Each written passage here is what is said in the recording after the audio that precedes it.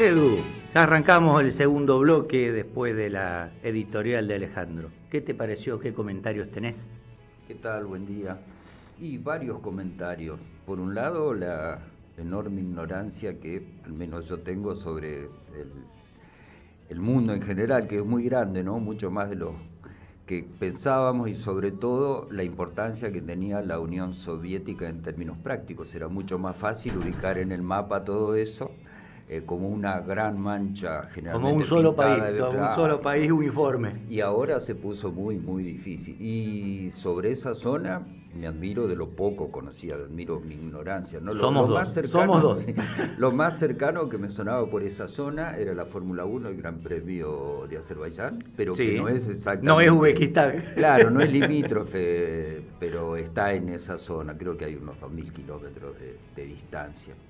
Y lo otro, por lo que me llevaba a esa zona, bueno, de la vieja historia, cuando estudiábamos de los mongoles, esas invasiones, y algo de la literatura y del cine, porque formaba parte de la Gran Tartaria, esta zona de Asia Central. Entonces pensaba en el desierto de los tártaros, y tanto como libro y como película, y bueno, algo, pero llegaban así como pequeñas cosas que ahora cuando un amigo está ahí nos ponemos a pensar. Y después, bueno, otras cosas de los... Sí, no, y los datos que nos dio de agricultura, vos pensabas, yo me imaginaba un lugar desértico y resulta que exportan algodón, producen trigo en cantidades por lo que dijo y en una superficie que es pequeña por lo que estaba mencionando.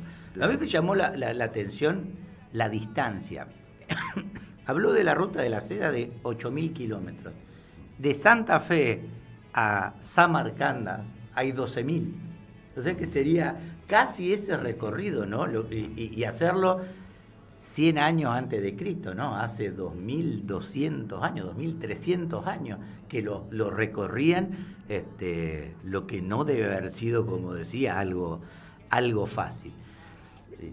Después otro tema es que vuelve en cada conferencia de las partes o en cada reunión la cuestión norte-sur, eso de la Eurasia y Gondwana, Sí, y siempre. las consideraciones que hizo Alejandro de cómo el desarrollo de la mitad del mundo del norte influye sobre lo que se explota en el hemisferio sur y se quiere conservar, una discusión que es permanente. Bueno, pues la semana pasada hablábamos de soberanía, hablábamos de la situación, algo menciona Alejandro con cierta ironía de la situación actual, de la gestión, pero la semana pasada, bueno, esta semana estuvo en discusión un informe del CONICET en Mendoza sobre el avance de una minera, que recibieron presiones, que tuvieron que bajarlo, pero que terminan aprobando una minera para extracción de productos como país, ¿no? Que perdemos las cosas a granel,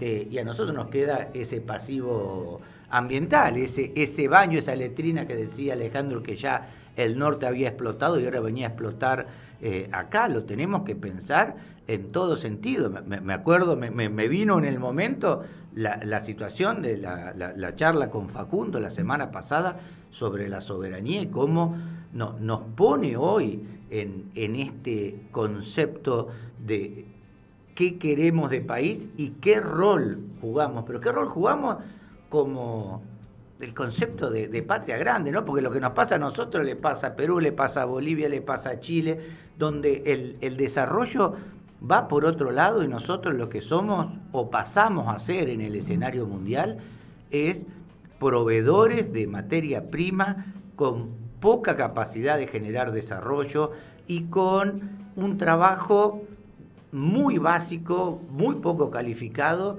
de minería. Sí, estarán los geólogos, estarán los ingenieros que están, pero son los pocos. Sí, la gran cantidad de gente hace un trabajo... un retroceso hacia la primarización de la economía y retroceder unos 200 años. Lo otro que me pareció muy interesante es el tema en la COP que mencionó Alejandro como una actividad que está aparentemente muy lejos, como son las artes, y él hablaba de los violines y de esta madera, los, ¿no?, grupos músicos del Palo Brasil. Claro, cómo impactan en sectores que aparentemente no están relacionados. No sé si es el mismo palo rosa o palisandro al que se refiere, pero no domino de violines, pero con respecto a guitarras sé que las maderas más importantes para las tapas armónicas son el pino abeto y el red cedar como maciza. Y después el palisandro de la India o de Brasil, que hacen a la caja, a los aros y el fondo. Y cómo se fueron... el precio de los instrumentos en base a esas maderas nobles son altísimos, son una cuestión prácticamente inalcanzable para los aficionados y para los profesionales. Entonces, ¿cómo se valoran esas fuentes de proveedoras de esos recursos cuando empiezan a escasear? Y lo llevaba a otro extremo de cuando nos daremos cuenta que el avance de la agricultura industrial y la deforestación de nuestro país y de nuestra provincia tendrá impacto en otras cosas. Por ejemplo, una tontería va a decir. El fin de semana pasado en Uruguay y siempre el mismo problema al hacer un asado. Leña muy difícil para que encienda, dificultad para hacer brasa y siempre te falta para terminarlo. Porque son unas maderas muy difíciles, unos churqui o maderas verdes y ahora de deforestación. En cambio, nosotros hacemos buenos asados eligiendo buenas leñas y buenos carbón.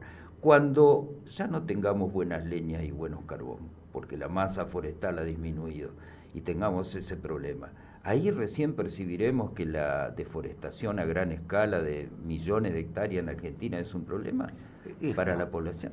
¿Sí? La sociedad muchas veces lo ve cuando ya el agua le llega al cuello, ¿no? Cuando tienen el problema. Mientras tanto, parte de la sociedad y parte de las autoridades de los distintos países, no solo de la situación, prefieren poner la cabeza como la avestruz abajo de la tierra y fingir demencia, que no pasa nada y seguir avanzando.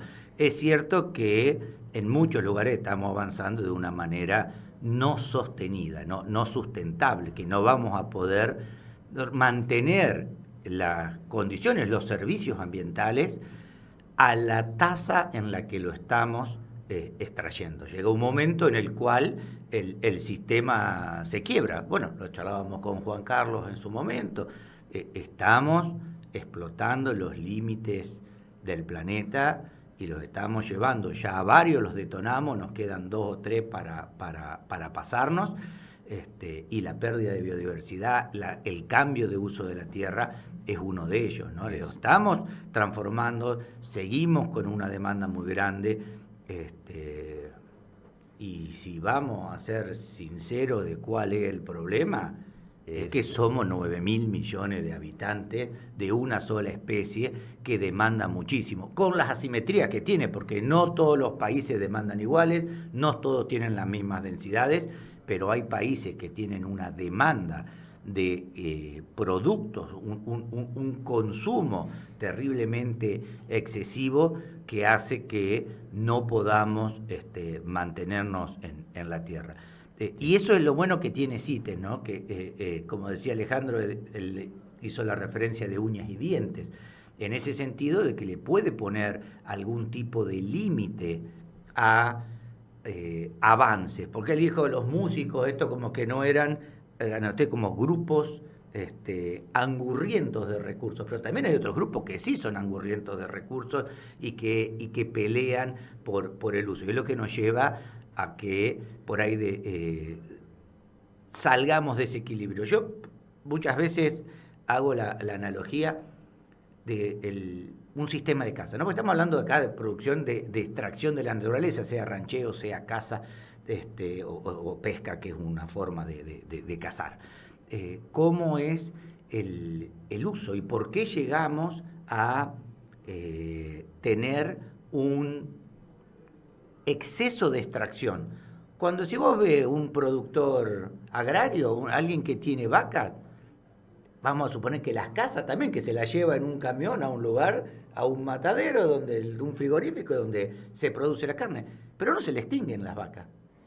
No, Pero no se le extingue, ¿por qué? Porque el único que saca es él en ese lugar, porque hay una responsabilidad sobre el producto y sabe cuánto tiene. O sea, nosotros necesitamos, o lo que necesitamos a nivel planetario es un buen sistema de monitoreo con las vicisitudes que tienen los monitoreos de fauna, que no son tan exactos como juntar el rodeo, vacunarlos y contarlos, pero además de eso, también asignación de responsabilidades. En el momento que vos sentís que tenés una responsabilidad con eso y no que estamos todos pescando del mismo lugar, también se puede lograr cierta sostenibilidad. Sí, porque son manejables las tasas de extracción con respecto a poblaciones que en su dinámica lo permiten y se Así van es. autorreponiendo. Así es. Y así un es. problema mucho más difícil es la sustitución de ambiente, como decía recién, el reemplazo de ecosistemas naturales por ecosistemas artificiales, ahí ya cambia por completo toda la estructura. Y por eso siempre lo priorizamos en varios programas, que son distintas las magnitudes de cada problema. Una es la sustitución de los ambientes naturales y otro la población de gatos en zona urbana, de lo que vamos a hablar cuando vuelva al gato. Cuando vuelva al gato, sí, Sí, pero... que se aprovechó de nuestra ausencia. Pero pensá una especie que disminuye en la naturaleza, son ciclos, se pueden generar ciertas mejoras o ciertas acciones para tratar de recuperarla, ¿no? Siempre es posible con inversión y obviamente con capacidad de control y de monitoreo de las acciones, ¿no? Porque si vos ponés leyes o ponés acciones y después no la podés llevar a un grado de control, queda en que la ciudadanía diga, sí, vamos a hacer, pero el que está haciendo las cosas o que la está llevando a un nivel extremo o que está lucrando con eso, posiblemente prefiera no verlo. Pero eso es recuperable. Y es recuperable en un tiempo en el que podemos verlo como humanos. Sí. Recuperar un campo arado o que estuvo 50 o 100 años en producción agraria o 10 años en producción agraria, que se arrasó todo con cadenas, se quemó todo el bosque, queda un banco de semillas que va, pero demora decenas de años y no centenas. Son cambios crónicos, en algunos casos permanentes, porque se han reemplazado por completo las condiciones originales. Bien. Y el otro punto que quería mencionar es esto del uso y la conservación. Muchas especies, tanto vegetales como animales, se llevaron a problemas muy drásticos de situación poblacional por el uso, por la necesidad esta de usarlo porque nos brindaban un servicio. Muchas veces, y esa es la ventaja de CITE, ese mismo uso fue el que logró recuperarlas al generarse un parate, al generarse esa valorización de qué estamos usando y que lo estamos usando de manera extrema, que nos damos cuenta cuando el agua nos llega al cuello. Ahí es cuando se frena, se valora y el mismo interés por el uso y por la conservación, digamos, vuelve a ser, el uso vuelve a ser una herramienta que favorece la conservación, con sus bemoles, ¿no? Sí. Que mañana eso deja de ser un interés para la cuestión comercial y muchos programas de eso tienen una desmejora. Bueno, no vayamos muy lejos, fíjate lo que nos pasó con el proyecto Yacaré. Las pieles de cocodrilos tenían una situación, hoy el mercado solo busca pieles de categoría, lo que se llaman las clásicas, los cocodrilos y el alligator, y todos los caimanes y demás quedaron en una segunda etapa, en una condición de no necesidad del mercado, y muchos de los programas, el de Venezuela de Casa, el rancheo acá, los programas en Brasil, los programas en Bolivia que había, todos entraron en una situación de reducción por falta de ese incentivo. O sea, tiene también las vicisitudes de la ida y vuelta del mercado, pero mientras tanto hay que aprovecharlo como forma de conservación, por lo menos así lo entiendo. El otro ejemplo es un área intangible tipo parques nacionales o reservas, que después tienen las presiones, y volvemos, o minería o agrarias. Fíjate que siempre cuando se queman reservas o lugares de conservación y pocas veces son los sembradíos, ¿no? Sobre todo cuando están secos ya para punto de ser como dijiste vos, aún con sus bemoles, pero CITES es una herramienta fabulosa a lo largo de décadas que puede perfeccionarse, pero eso de tratar individualmente por especie la situación de cada una y por grupos de especialistas es enormemente valioso. Hay que defenderlo y, por supuesto, hacer el buen uso de esta herramienta.